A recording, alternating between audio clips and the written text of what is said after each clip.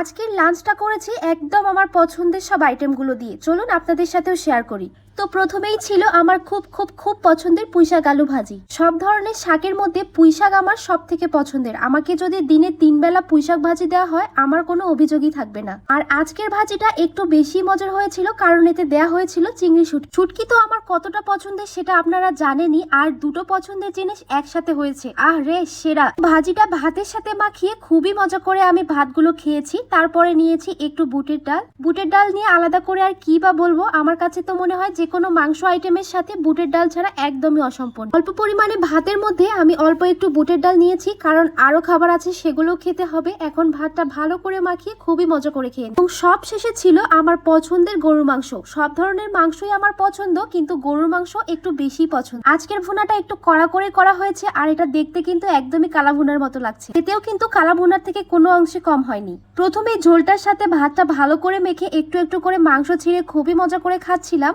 এরপর অল্প পরিমাণে বুটের ডাল নিয়ে ভাতটা ভালো করে মেখে অল্প অল্প করে মাংস ছিঁড়ে খুবই মজা করে দুপুরের খাবারটা শেষ করলাম। সবকিছু মিলিয়ে আলহামদুলিল্লাহ আজকে দুপুরের খাবারটা সত্যি অনেক বেশি মজার ছিল।